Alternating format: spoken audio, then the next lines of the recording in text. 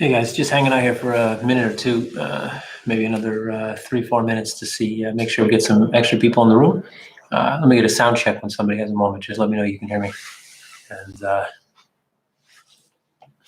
see somebody gave me a thumbs up. I don't know if that means that they can hear me, but or maybe it means they can't hear me. Okay, cool. Thanks, Pete.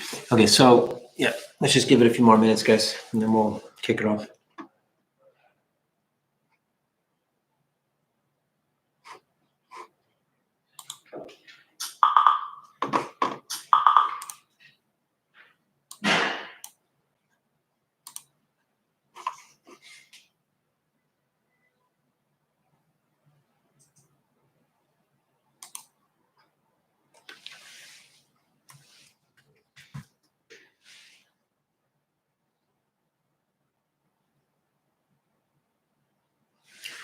Thanks, Axel. Axel, guys, from Hansa Coin saying the roadshow team is rooting. So I mentioned I was on a roadshow in Switzerland. I was with the guys from Hansa Coin. So yeah, it was memorable. So I think we're going to meet up again late next week for another round 2 of that roadshow. So we'll see how that goes.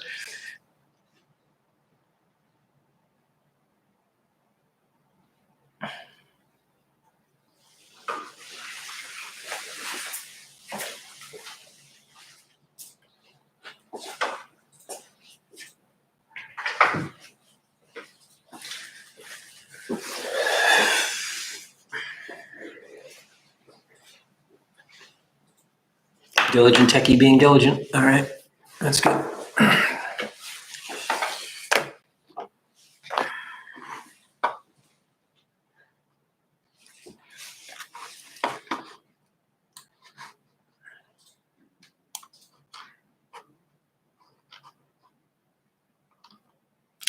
right, guys. So I think we can go ahead and kick it off here. We gave everybody about 3 minutes, so I think that's good enough. Okay, so I'm Kevin Murcko, CEO of CoinMetro, for those of you who don't know, and this is This Week in Crypto. So we have a bit of a schedule we follow here, or try to follow. So off the top, I have 10 pieces of market news that were curated over the last week, perhaps even the last 2 weeks, since last week we missed the show because I was traveling. Then I do a quick Kevin Explains Crypto. Today's term is going to be fork, so that'll be fun. That's fork, F-O-R-K, for those that are hard of hearing. And then we run into a Q&A. So there are some Reddit questions as well. I may do those first, may do those after the live Q&A, all depending on how many questions roll in. So let's get started with the news. I'm going to try to keep it to 1 minute per topic. Okay, so let's see, it's roughly 3:05, so let's see how we roll.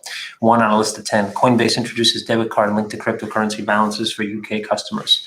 Yeah, I think this was brought up 2 weeks ago, actually. Anyway, so yeah, Coinbase through PaySafe, who is actually the owner of NetTeller, Skrill, et cetera, launched a debit card, Visa card, initially to UK clients, and then probably through the EU. It's going to take probably 6 months to a year, I imagine, for them to push out through the EU.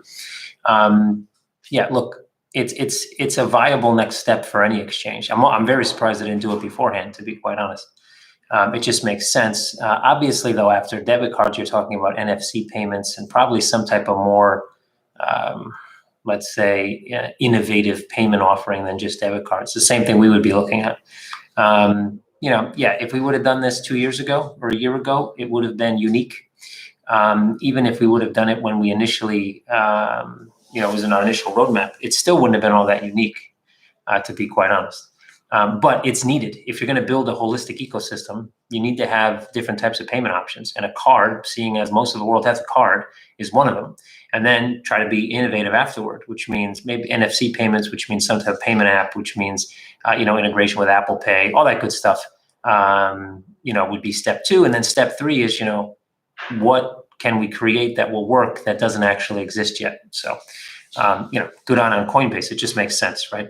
They don't have that big of a hold in Europe, so this will obviously help them take a little bit of a foothold in the UK first. I think that's probably their major market in the EU. Well, maybe it won't be in the EU for so long, but right now that's their major market. So, number 2 on the list of 10, Bitcoin SV touches 2019 low as crypto exchange boycott accelerates. Okay, this news, I tweeted about this, guys, is just ridiculous.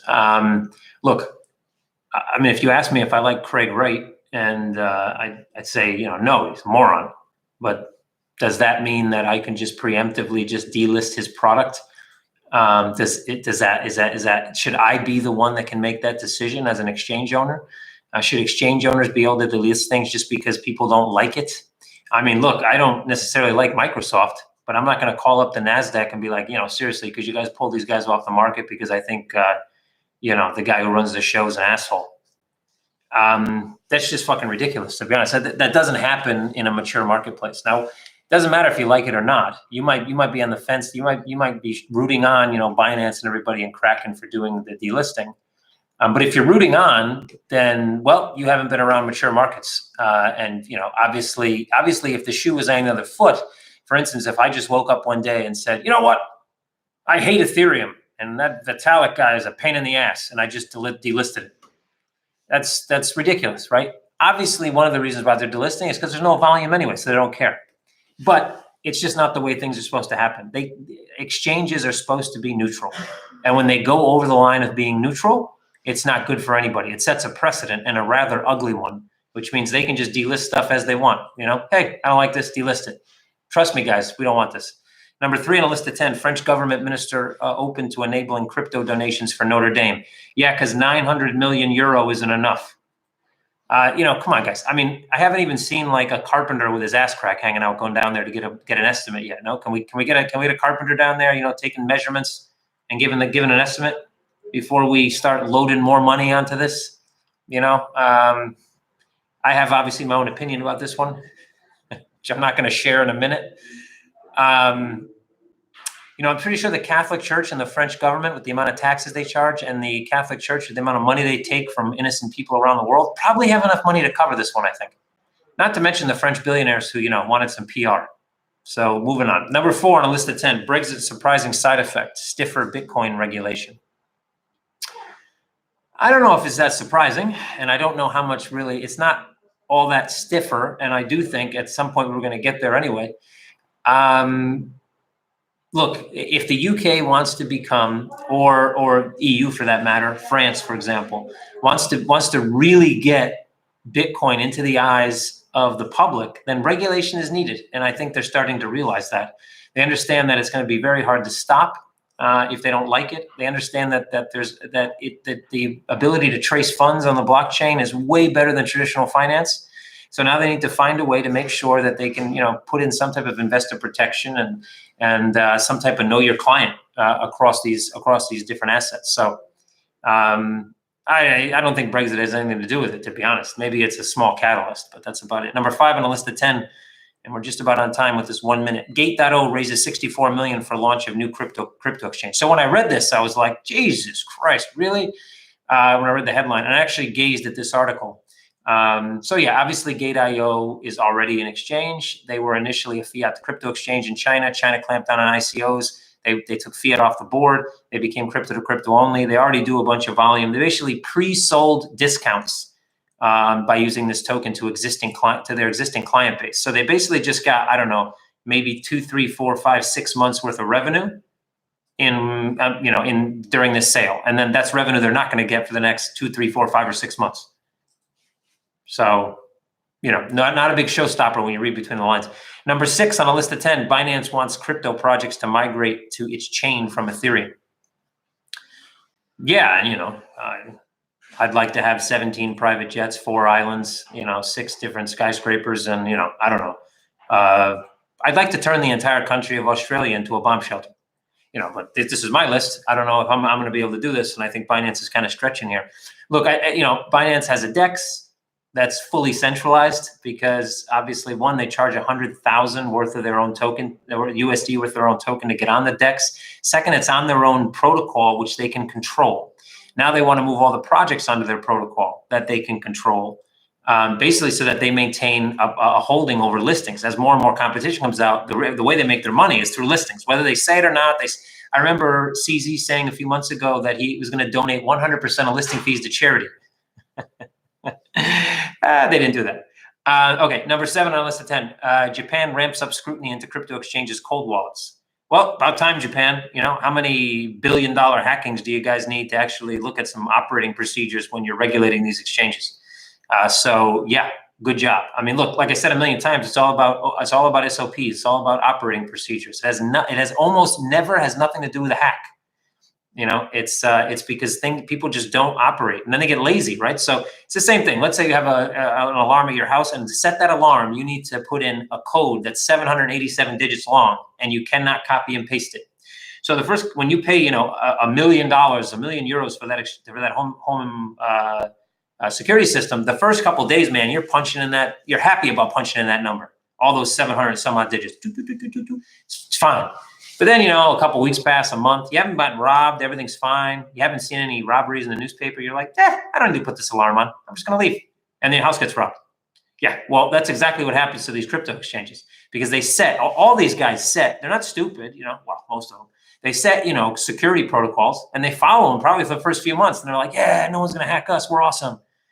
And then at some point, they're like, I'll just leave the door open. This neighborhood's fine. And then, you get robbed. Number 8 on a list of 10, China to one day turn the renminbi into a crypto, says blockchain author. Wow, this is a smart guy. I think I've been saying this for years now.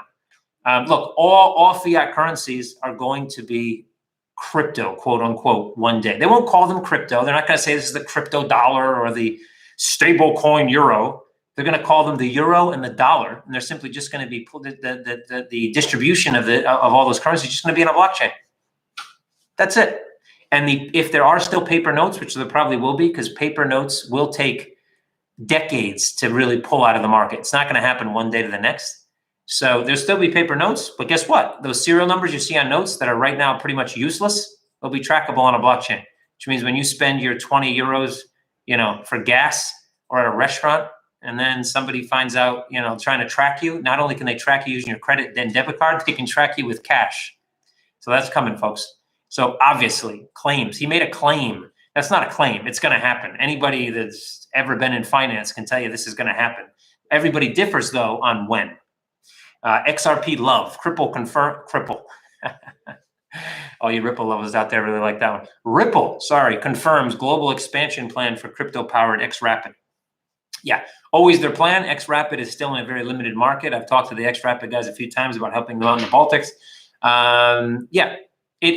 Obviously they want to go global. And like I've always said, in a regulated market, you cannot go global first. You need to go regional. And that's what they did. They went regional, test case worked. Now they want to go global. Good on them. Number 10 on a list of 10, and we're just at 10 minutes, so we're right on schedule. Zengo raises $4 million to bring keyless crypto wallets to mainstream users. Clap, clap, clap, clap, clap. I didn't read the specifics on this one, but look, this is the analogy I always use, and I'm going to use it again. Some people have already heard it here. If you've heard it, close your ears. I don't know, pound your head against the desk while I say it for the 1000th time. I remember getting on the internet for the first time. I was about, how old was I? Maybe 11, 9, 10, 11, 12, somewhere in there. And I had a 14.4 kbs baud modem. And I had to connect that thing. It had no box around it. It was like a motherboard with a connection in it. And I had to connect it and run a modular cable all the way up to my mother's kitchen. And every time she got on the phone, she'd be like, hey, turn off the internet or whatever. So I'd have to connect the thing in. I had to use a DOS prompt to be able to connect. And it usually took about 40 to 50 times before I could dial a number and actually find one that was connectable. And then, you'd hear for like 8 minutes while the thing connected. And you know what the internet was? It was just a blank screen. And basically the only way you could communicate was, again, through prompts, through script. And you connect and send messages. Let me tell you, if my mother used the internet for anything, no. Did my grandmother use the internet? No way. Did my 30-year-old, uncle use the internet? Nope. No way. Too hard to use. Nobody's going to do it. That's why everybody said the internet wasn't going to go anywhere, because obviously people looked at it and go, who the hell's going to use this? This is ridiculous. But guess what happened? People made things that made sense and were easy to use, and they streamlined access. So now everybody and their grandmother uses the internet. Same thing's going to happen with crypto or tokenization. So obviously keyless crypto wallets will happen 100%. Nobody's going to be carrying around private keys around their neck, putting them in capsules and shoving them in their prison wallet, all this stuff. That's not going to happen, right? I mean, that's ridiculous. People may think that's more secure, but in reality, the more complex you make a security system, the less secure it ends up being. Case in point, crypto hacks, right? So, anyway, it's great. They should have raised more than 4 million. They must have not had, the right investors. But anyway, good on them, because everybody's going to do that eventually. All right, guys. So Kevin Explains Crypto. So here we go, guys. So the term this week for Kevin Explains Crypto is fork. So obviously there's lots of definitions for the word fork. One you eat with, another one when you're driving with Google Maps and you mistakenly go to the right instead of the left. That's also a fork. In crypto, a fork is based on, there's two types of forks. Actually, there's probably more than two, but let's say the easiest ones to explain are hard and soft fork.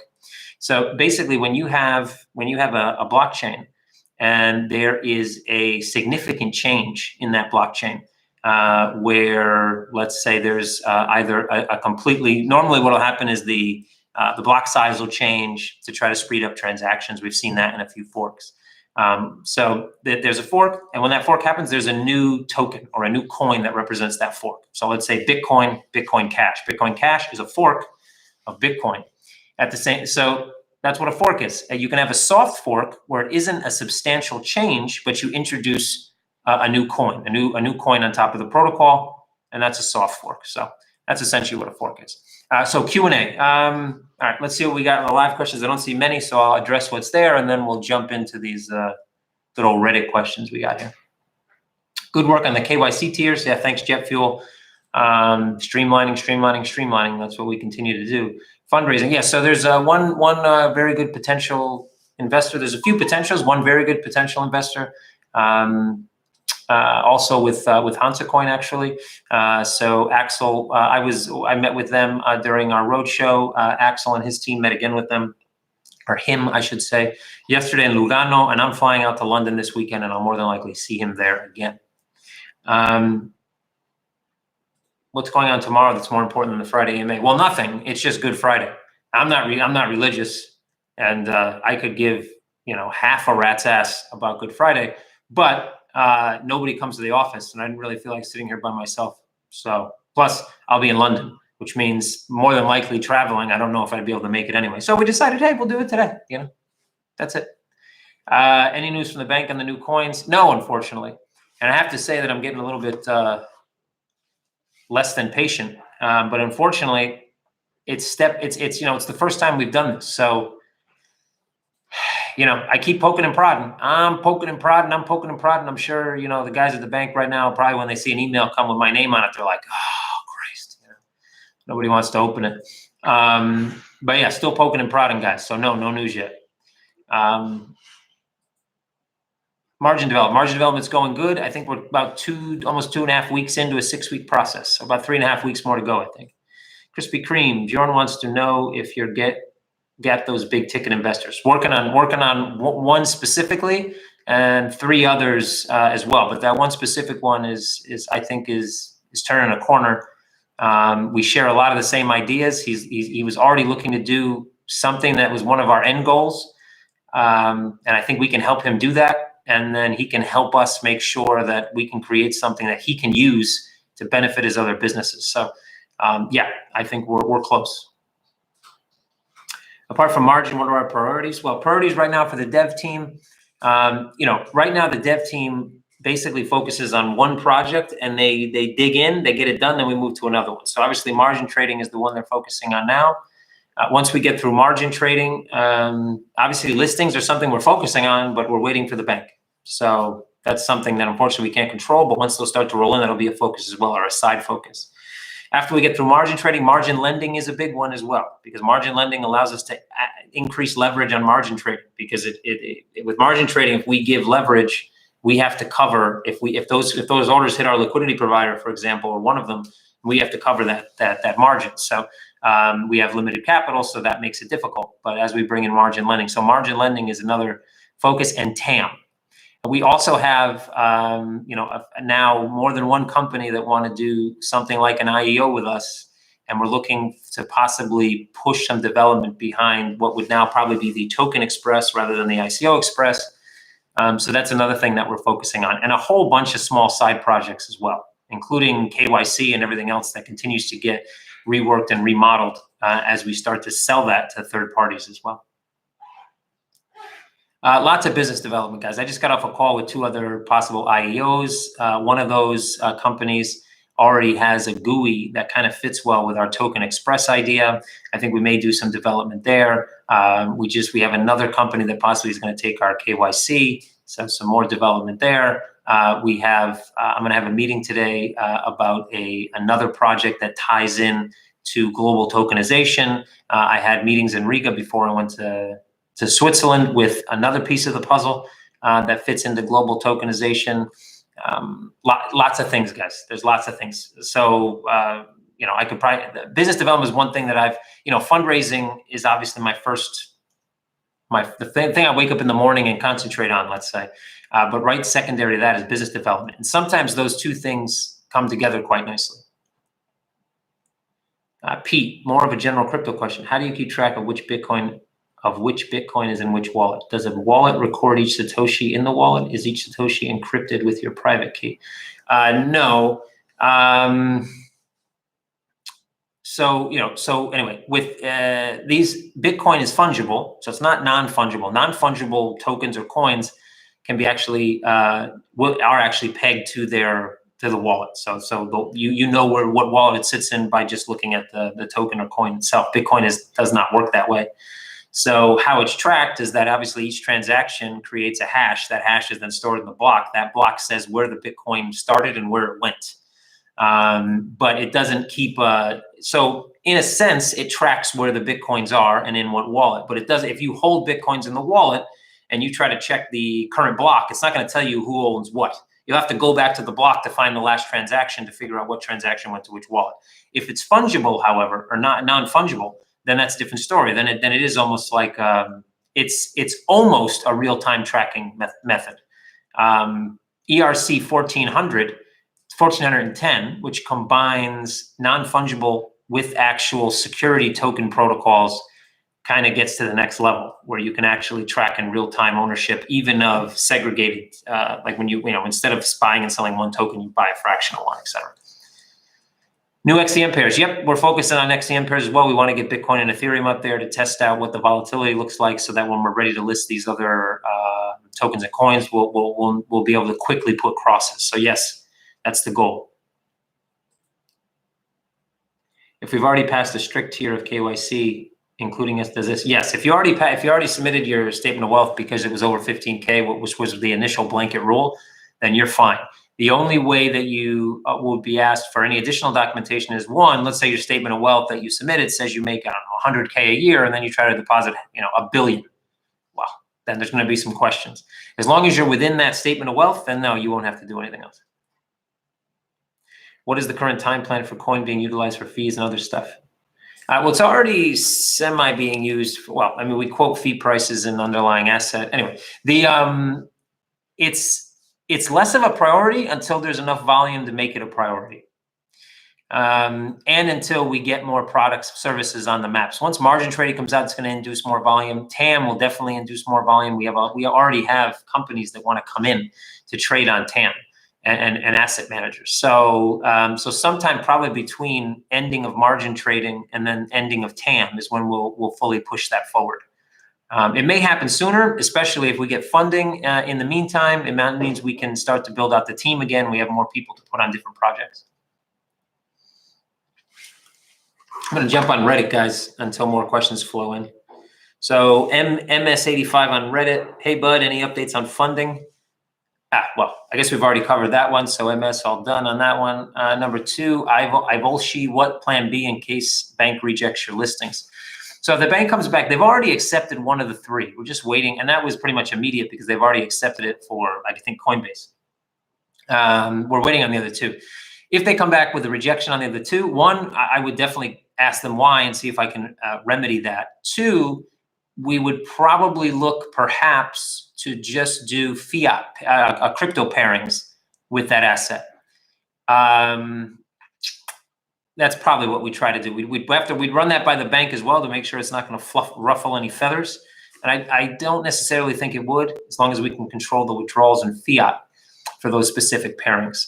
But to be honest, I don't think we're going to see a negative answer. I just think that they're taking their time. They're being extra cautious. They have the EFSA that's kind of revamping all these crypto. They revamped the crypto legislation with our help. They've also the Ministry of Finance. And the EFSA is kind of giving them some pressure right now because of crypto companies, and they're trying to understand more of the business. So I think they're just treading lightly, to be quite honest. That's why it's taking so long. Johnny Dixon said months ago you were going to list Chainlink and you haven't. Banks, my friend, we're waiting on the bank for approval. So Chainlink is one of the 12 that we will submit to the banks. We've submitted 3, and they haven't yet come back with a yay or a nay, and that's why it's taken so long. Got another question here coming in on YouTube. Really nice KYC withdrawal limits, higher than Coinbase. Yeah, look, we want to. Obviously, from a business standpoint, I'd love to have no KYC and no requirements. It's just not possible under any type of real regulation. But we want to be obviously as flexible as we possibly can. So yeah, that's. I mean, every business does. I mean, obviously, the easy way is just let people do whatever they want. Just in the end, it's not the best bank. That's not the best business decision, to be honest. Have you seen more interest from investors since the Bitcoin price spiked?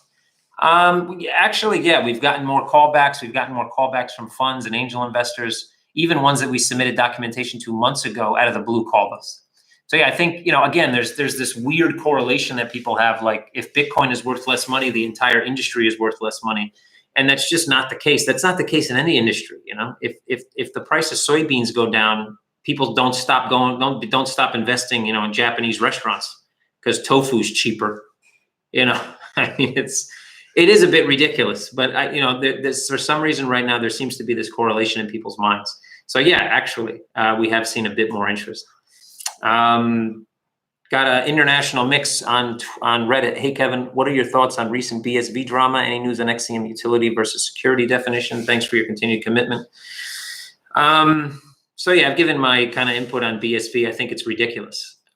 Look, as soon we set a nasty precedent when we, and I mean we as exchanges, delist assets based on the fact that we think the people behind the asset, the foundation that runs the asset, whatever, are assholes.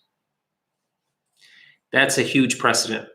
I mean, it's just not something. It comes from the fact, obviously, that I'm pretty sure, Kraken didn't go to the BSV guys and ask them to list. They just listed it, because in crypto right now, if I want to list something, I just list it, right? That's it. I don't have to go and ask the asset. It's not a normal market. And then they just they delist it for literally no reason. It wasn't, if it was a reason based on, look, there was no volumes, look, nobody was trading it, which I'm sure there were low volumes. That's for sure. So it didn't make it too difficult for them to delist. It's a bad precedent. Whether you agree with it or not, it's a bad precedent for exchanges to take it on their own with no other reason other than the fact that some people don't like the people behind the business to delist an asset. Bad precedent. Still driven by hype, I think. Well, this is a hype-driven market, so it's going to continue like that for quite some time. Why is total supply 330? Why isn't it XCM overflow burned yet? It's not burned yet because, unfortunately, we have a few different numbers. So as people, and everybody was saying that they wanted to get XCM minted so they could withdraw it. I think we've had minimal withdrawals. So we're making sure basically that the numbers, which number is 100% correct. They're all very close to one another, but none of them are the same. So as soon as we are able to figure that out, and by people making withdrawals, it actually helps us confirm the numbers. So it may take some time before we confirm, but as soon as we do, they will be burned. We just minted above so that we made sure that we had enough, way more than enough, obviously. But yeah, they will be burned. They'll be burned as soon as we have an exact number. Would you agree that the entire crypto scene is somewhat rigged at the moment? Too much correlation between BTC price and altcoin price, and seemingly no correlation to actual project value. Yeah, well, hype-driven market. One, and you have basically 95, 98, 99% retail volume. Retail traders don't know how to trade. That's why they're retail traders. And retail traders don't look at anything institutional traders do. So basically, when a retail trader sees Bitcoin fall and they're invested, let's say in Litecoin or Ethereum or whatever, they go, oh man, the market's falling, and they sell, fear-based selling, right? So that's why you see the huge correlation. Not to mention that you're never going to see a mature market where one asset holds more than 50% of the overall liquidity, which is what Bitcoin does right now, right? So We've seen this altcoin season where we saw ebb and flows from money coming out of Bitcoin going into altcoins. It raised their market cap substantially, because basically they're small caps, they're micro caps, they're very small assets. They don't have a lot of liquidity. So a little bit of Bitcoin going into those assets means they go up really fast. It increases the market cap. Everybody goes, the market cap's up, and so you basically, this is all driven by retail volume. So I don't say that it's definitely rigged in many ways. This market is highly manipulable. And I'll tell you where it's manipulated the most, at the exchange level. And, we run an exchange, right? But you can look at our volumes are 100% transparent and real. We don't wash trade. We don't try to wash trade our own token. We don't try to wash trade to make our place look better. I see exchanges that I look at an exchange on CoinMarketCap, says they did 200 million today in volume. Horse shit. The volumes are completely ridiculous. And you can almost say devil's advocate that it's a good thing, because people go, wow, there's so much people trading crypto. I'm going to go ahead and start trading crypto. And the funny thing about this is that they start coming out with all these reports that the volume is rigged. And you know what that does? It's like sending a guy who used to rob liquor stores to prison with a bunch of guys who rob banks. And then the guy who used to rob liquor stores gets trained by the guy who robs banks. And when he gets out, becomes a bank robber. Then he goes to jail again, and they put him in jail with guys who rob, diamond vaults. And guess what he does when he gets out? He robs fucking diamond vaults. So now you have all these other exchanges that weren't wash trading and weren't injecting in volume, and they were small. And then they got all these reports that, all these exchanges are doing this, and they're like, wow, it's a great idea. And guess what they did? They started doing it. So all these, all-time high volumes you're starting to see right now, I take those with a grain of salt. I think there's more wash trading now than there even was before all those reports. Kraken asked people on Twitter what they want to do. Yeah, I saw the vote, but still, that's like me coming out on saying, hey guys, who really doesn't like Steve Ballmer over there at Microsoft? Should we delist Microsoft? And then of course, a bunch of guys come up and go, yeah, screw that guy and his big yacht and all his money. And then what? I delist it? No. Have you ever seen the NASDAQ run a poll about delisting something? I don't think so. By project value, I mean practical value. Yeah, sure. Well, look, the stock market is the same way. During the internet bubble, there were stocks getting underwritten for 3-4 million that had a 700 million market cap, and that their revenues were in the red. So still normal stocks trade at a multiplier of the actual company valuation. So it's not any different. I would agree, though, that the moves in price here have nothing to do with the underlying value, or at least in a stock. If a stock comes out, and obviously it's regulated, so they have to come out with numbers. They have to do the quarterly reports. If a quarterly report comes out for a big company and they lost money, then obviously the stock usually falls. Here, it's all about just PR cycles. So I can come out and say anything I want. I don't have to give you numbers, right? And be like, CoinMetro just signs Google, and they're going to use XCM for all their Google business. And people are like, oh my God, and they buy XCM. Complete nonsense, but it's all hype. So you're right. There is eventually there has to be a correlation, and there will be as the market matures, because mature investors aren't going to invest based on hype. That comes back to the old, buy the news, sell the fact. In real markets, hype-based news might be bought, but as soon as facts come out, the market tanks. So Smith99, when is XCM pair with BTC Ether coming? End of next week is our target. Herald, but with only 70K members voted. Yeah, exactly. So they got a fraction. I don't know how many millions they may have on their platform. They got a fraction of members that voted. They wanted to delist, and they were looking for a reason. And they knew if they did a poll on Twitter, who on Twitter likes Craig Wright? I've never seen anybody on Twitter go, yeah, Craig Wright, awesome. Everybody wants to kill Craig White on Twitter. It's literally like anti-Craig White. That's what Twitter is. So, come on, guys. Obviously that was going to be, they knew what the outcome was going to be. They wanted to delist anyway because they don't like the guy. So they have a reason. They had a reason to. Questions on using XCM for fees. All fees are converted to XCM using market buy orders, right? Are these then sold to euro? Well, right now, no, we're not doing that because volume's just too low. And we're focusing on other things. That will be how it works. Basically, you will be charging the underlying asset, and then we convert it to XCM. But we will not convert XCM back to euro immediately. So we will convert XCM to euro only within specific price ranges and only during certain times. Obviously, initially, there'll be more conversions than as we grow. As we grow, we won't need to convert as much. Is there documentation for API? I don't. We were supposed to start working on documentation for the API. We have documentation for a few of our APIs. I don't think we have it for the trading API yet. And we're now revamping Fix 4.4 to offer Fix 4.2 as well, because one of the business development deals we have in the pipeline wants to use 4.2. But I think once margin trading comes out, that's going to be more than likely ready alongside. Smith 99, when coin market cap? Well, coin market cap. Well, it's been 8 weeks now since we submitted. It's been about 2 weeks, 2.5 weeks since they got back to us finally, and we're still waiting for them to get back to us again after asking some additional questions. So it's in coin market cap's court, guys. You should stand next to Microsoft or Intel, stand at some home fair, make a selfie, and then announce a huge partnership. Yeah, I can just have my guys Photoshop that. I don't even have to go there. I think that, eventually, guys, we're going to start announcing partnerships. We have some we could probably announce right now, but we're going to be announcing them to you guys, our Telegram community, guys that are already involved, which doesn't really help support price too much.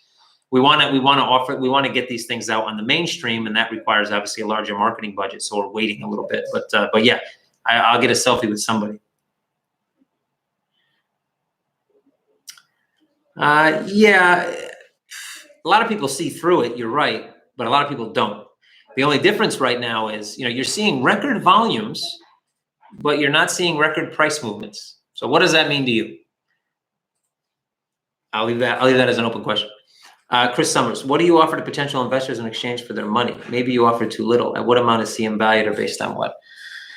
Valuation is always a tricky science, guys. There's like 5, 6, 7 different standard valuation methodologies that exist. We take the first 3 of projected revenue, and that's basically how we get our valuation. And if you look at Monzo, you look at Revolut, still not profitable, by the way. You look at other companies, you look at all the different services we offer, and then you look at all the different fintechs that offer those services, especially those that aren't profitable yet, that are burning money, much more money than we burn, and our valuation is small. But it's still, to a layman, it could be a high valuation. So obviously, yeah, we offer equity. The valuation sits at roughly 50 million. So we offer equity. Outside of the equity, obviously, we still have some tokens that we'd be willing to offer if somebody's interested in tokens. We do plan on tokenizing the equity at some point to provide liquidity. That'll happen once we have our licensing to be able to do so, which we're talking about a year from now, roughly, is when that would happen. But lockup on those things is usually a year anyway, so you're not really losing out on much. Look, guys, if you look at just the valuation of one company, just pick Revolut, for example. Revolut is not profitable. Okay, Revolut just offers debit cards. They now offer some non-deliverable cryptos, like everybody knows, right? But just in their debit card model, they're not profitable. They're valued at like 1.6 billion. They have a big client base, bigger than ours, that's for sure. But all you need to get a client base is marketing. You don't need to do everything right. You don't need to have the best website, the best GUI, the best service, the best GUI. You need marketing. Marketing gets you a user base. And once you figure out what your cost per user acquisition is, then you know how long it's going to take you to be profitable. Right now, our user acquisition costs are in the toilet because obviously we don't spend a lot of money and we do get new users. So it's a very viable business model. And with money behind it, it can be surprisingly profitable. So, it's not, look, I've raised money many times in my life, guys. It's not about the product you offer. First of all, people buy you and not the product. So if they like you, if they think you can do it, then you'll get some money, but it's a numbers game. You need to talk to lots and lots of people, and you need to know how to take rejection. Most people fail in business, not because they don't know what they're doing, because most people, when they start in business, they don't know what they're doing. Some people have success, some people don't, because they just don't take no for an answer. I can hear no 5,000 times a day. I don't care. No is fine with me. You can say no. I'll walk away. I'm not going to waste my time, and I move on to somebody else. Eventually, somebody says yes. Eventually, always somebody says yes. But if you don't have the wherewithal to find that person, then you don't see success. Any thoughts on entering the challenger bank space like Revolut? That's exactly what we're entering. CoinMetro essentially is a combination of Revolut, Robinhood, and Coinbase. So it's challenger bank plus crypto to fiat exchange plus multi-asset trading and retail investment, and a retail investment platform, all molded into one. What have you enjoyed the most so far, building FXPig from scratch or CoinMetro? I'd say I enjoyed CoinMetro more than FXPig. Overall, I think mainly because FXPig, I was kind of by myself for at least the first year, 2 years. I was on a year, I guess I was by myself, and then it was one other person. But basically, I was doing all business development, everything. I wasn't doing, let's say, finance, but everything else I was doing myself. And while that was fun and intriguing, it was a different market. This market is younger, it's fresher, it's more immature by leaps and bounds. There's more I can offer, because I think with some of my experience and things like that, there's more I can offer here than I could offer in FX initially. So I think I've had more fun here. FXPig was a blast. It's gotten boring, to be honest, over the last couple of years, because FX has gotten boring. Unfortunately, again, regulation there went a little too far, but it went too far because the industry by itself didn't try to police itself. And that's why I'm so adamant about, come on, guys, we need to police ourselves. You may think, you may believe what I believe and say, well, Binance, whatever. But the fact that Binance operates the way they do, it hurts us all, because obviously regulators, when they look for a precedent on how crypto works and how exchanges work, they don't look at CoinMetro. They don't look at Bitstamp. They look at Binance. They look at Bittrex. They look at BitMEX. They look at all these big guys doing big volume, and they see limited to no KYC, limited to no price discovery rules, no mechanisms to stop wash trading, no mechanisms to stop, and that's just shitty for everybody. What crypto products are the most intriguing to me?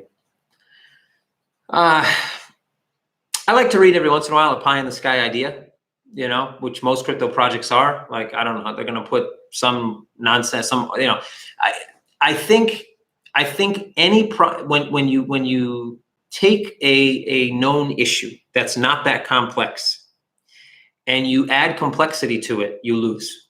It sounds great and cool, right? So it's like, I don't know, cloud computing. Well, we're going to take cloud computing and we're going to put it on the blockchain and then add oracles and nodes, and you're going to be able to make money off of your computing power and all this shit. The more you complex the simple solution, again, you lose it for me. That doesn't mean it can't be successful. It's just that people like simple stuff. It can be super complex under the hood. Look, guys, you can like something because of its beauty. I don't give a shit how it works. I just want it to work. That's it. So I think that for me, I think things that legitimately actually solve a problem now, today, don't require technology that's not here for 10 years, and don't require some type of complete change of how people conceptualize something, right? So in finance, it doesn't require a complete, people make a mistake of assuming people need to have some type of real understanding of how Bitcoin works and blockchain and how nodes work and blah, blah, how proof of work works and all. No, they don't. Nobody cares, really. The vast majority of people don't care, but you can easily use a blockchain and underpin a financial service, make it quicker and easier for everybody and cheaper, and they like that. So for me, it's about practical solutions. I do see some things out there that I think are cool, that have like staking and voting rights and all this stuff, and they're cool. And I think they can be applied to certain things, and I think they can probably function, but they're not as interesting to me as something that can just make something more simpler for everybody. I think that's really at least the things that I like. But yeah, it's I like the complex. I like the unique things too. I just don't know how much really, if those will be in 20 years, will people still be talking about oracles and nodes and I'm making money on my data and all this? I don't know, because that is a shift. It's a shift, and it's a big shift. So does it happen? Will it happen? Will the people that control data allow it to happen? Big questions. All right, I'm gonna go back to Reddit here. We got some more minutes. I got another Reddit question from Diligent Techie. What do you think of eToro X? Do you welcome more players in the space, or are you annoyed that they are taking market share? Look, eToro, I think they're going backwards, man. I mean, they made a name for themselves with first of all, eToro was super cool when they first came out. They gamified FX. So they had all these games you could play, like a race, right? And USD and Euro would be racing. And if USD was worth more than Euro, it would be ahead, blah, blah, blah. And then you would bet, like, okay, in 15 minutes, I think the USD is gonna win. Like, they're gonna win the race. They'll be more valuable then than they are now versus the Euro. And it was completely gamified. And then, they got a lot of backlash from senior FX, old gray-haired bald guys, and they completely changed their strategy. And I think that was stupid. I really would have loved them to keep on the gamification. I thought it was rather unique. But they went on another path and they did copy trading. And that's where they blew up. So they got millions of people to get on that copy trade platform. Now they have their own market maker that's out of Cyprus that they own, which, publicly they don't necessarily say they own. And they run all their, they B-book all their clients, which is kind of funny because they have a copy trade, like, come copy traders who know how to win, and then they trade against them, which is kind of ironic. But that's where they blew up, and now they opened up a crypto only exchange. Why didn't they just incorporate the crypto as deliverables into their copy trading machine, which is where they have all their volume? I think they're going backwards. I don't really even know why. I don't even know. I wouldn't even consider this to be necessarily competition, because look, eToro clients will probably just continue. I mean, if you're trading with eToro, you are retail, because any professional, even a professional retail trader, doesn't trade with eToro because they know they're getting traded against. The prices aren't that great. Their spreads kind of suck. So they would have probably went there anyway because, they like the brand and they're going to stick with the brand. So more people moving in. I don't want a monopoly. Monopolies don't end up working at the end of the day. I mean, I guess they work for the guy who has the monopoly for a bit.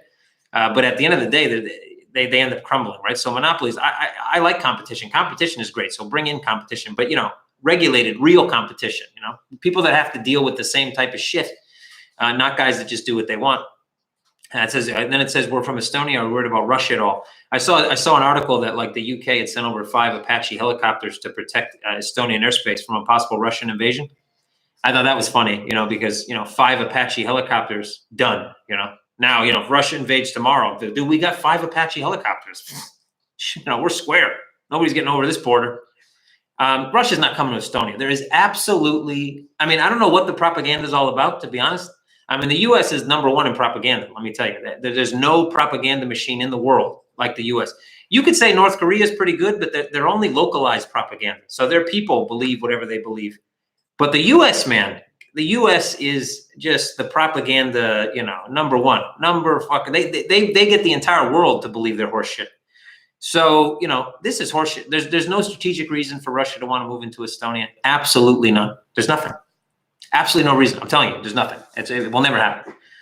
So yeah. Anyway, but if they do come, well, then I guess I get a Russian passport. So add it to the list.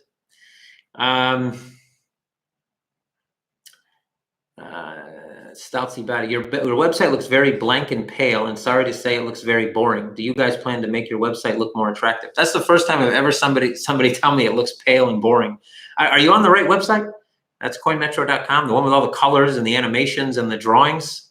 It is actually, we actually do have a new website coming out that focuses more on services. It's probably going to be launched mid-May to the end of May. We'll see how you like it then. But it's the first time somebody's ever said that. I've never had anybody say pale and boring. I've had people that don't like it because, everybody has their own taste, I guess. But yeah, I've never had anybody say that. I suspect big players like Facebook and Microsoft will try to corner the private crypto market just as they have with operating systems and social media. Do you see any threat? I see no threat at all. I did, and I think I said this, I don't know if it was an AMA, but roughly a year ago, maybe even more, that eventually Google, Microsoft, Facebook, they're all going to come in. They all will tokenize their marketplaces. They all will have their own tokens, and they will all have some type of exchange. I would imagine if I was Facebook, I would let people tokenize themselves, tokenize their profiles, tokenize pictures they take, allow them to sell them back and forth, exchange them with a Facebook token. Mark Zuckerberg, if you're listening and you want to give me like $1 billion for some consultation on how you guys can actually make some money on the platform, reach out. There's a million ways these guys are going to tokenize their infrastructure. Everybody will. It just makes sense.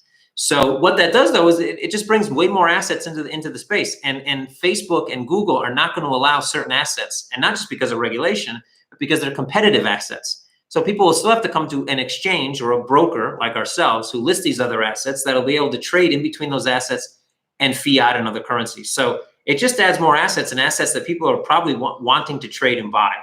So yeah, I don't see an issue. I think it's a good thing. The Russia threat is a NATO hoax. Yeah, well, NATO needs to talk about something, right? I mean, they got to have a villain. Russia was the villain during the entire Cold War. Then, it wasn't anymore. Then it was, these brown Muslim guys. And now they figure they throw Russia back in the mix. Why not? It makes for a funny show, Trump and Putin. It's like the odd couple. So Any updates on USD and pound? I think USD especially would be a big boost. Yeah, we're working on it, but USD is difficult, man. USD, even banks have problems getting USD. Our banking partner in Estonia doesn't have USD. Never has had it. They're still trying to get it. We have banks and banking partners that have lost USD. BNP Paribas just lost USD out of the UK. So it's difficult, guys. It's not easy to get USD. It's rather difficult to get USD on ramp. So we're doing what we can. We eventually will get there. Pounds will happen in May. So probably towards the end of May, we will have pounds operational with faster payments. Somebody asked about on Reddit, the 3 million XCM that were minted evolutionally. I already mentioned that. So we will burn them as soon as we have a completely accurate number. We have 3 or 4 numbers now in the system. 1 that was in our initial database with virtual tokens, 2 that's in the mintable the database for minting tokens, and 3 that was actually in an Excel spreadsheet that we did manually throughout the sale. And they're both very similar, but not the same. So as people start to withdraw, we'll get a better idea of exactly which number is accurate, and then we will burn what needs to be burned. So it sounds this is not my username. So it sounds like you're still planning to limit the trade interface to margin trading only. I hope that you will have planned to redesign and fix the intermediate interface. It still is a mess and very buggy. First of all, it doesn't even display correctly on many resolutions. Yep, all being worked on. All being worked on as we speak. Intermediate's going to be worked on again as soon as we finish trade. Trade won't be margin only, but margin will be a big component of it. And yes, intermediate will be so basically the guys that are working on GUI and stuff like that for trade will move over to intermediate once trade is released and margin is done. Aud and JPY. So Aud, we're waiting on our second license in Australia. We already have 1 for remittance. We're waiting on the second that's for crypto. We have a few feelers out there for banking. Aud will be a bit easier. Right now, the Swift provider we have can already allow for Aud, but the charges are just too high. JPY as well. JPY is a bit more difficult because obviously Japan has its own regulations when it comes to crypto trading. So we need to it'd be hard to get banking in Japan.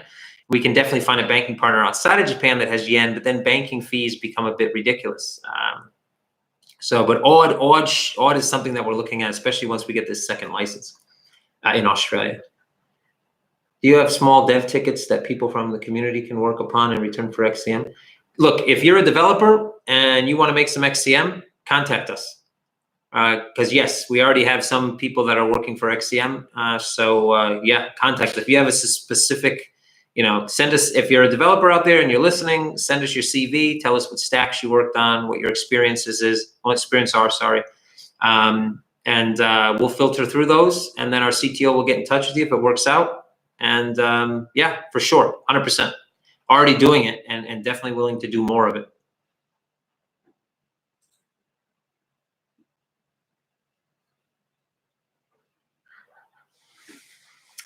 All right, guys, we're coming up on the top of the hour. For those of you who are interested, I'll be on Blocks Live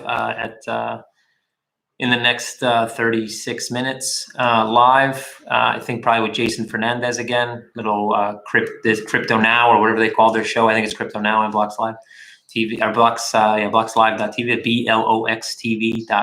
BLOXLIVE.tv. So yeah, I think we'll wrap it up here, I guess. I don't see any more questions rolling in. Appreciate all the questions this week, guys, on the live chat. Good going. Some good ones in there. Glad everybody is still hanging in there. We've made some big accomplishments over the last few months, so I think the entire team over here needs a bit of a pat on the back. We still have a ways to go, but we're pushing forward. And I think other companies that were in similar situations with funding or whatever probably would have thrown in the towel. To be honest, and I don't throw in the towel. You might not realize that yet, but trust me, guys, I don't have towels that I throw in ever.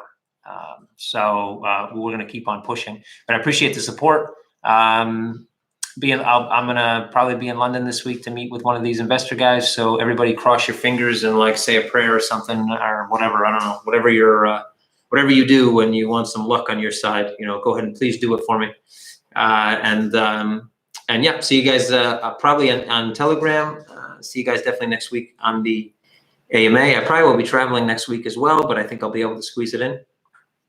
And like always, don't look at prices. Have a relaxing weekend. I know it's only Thursday, guys, but tomorrow, so I have a relaxing long weekend. Spend some time with friends and family. Get outside. It's actually even nice here in Estonia. It's way nicer in London, but it's starting to get pretty nice in most parts of the world. So enjoy some sunshine. Get some vitamin D. Last question, CMC anytime soon. Already answered that one. We applied 8 weeks ago to CoinMarketCap. They got back to us roughly 2 weeks ago with some questions. We answered them the same day. They got back with more questions. We answered them the same day. We've now been waiting for roughly a week and a half for them to get back to us again. So it's the ball is in their court. So CMC, if you're listening, CoinMarketCap, let's go, guys. Let's move it forward. Keep crypto moving forward. And yeah, so once we hear back from them, obviously, so we're waiting on them. All right, guys, have a good one. See you guys next week. Cheers.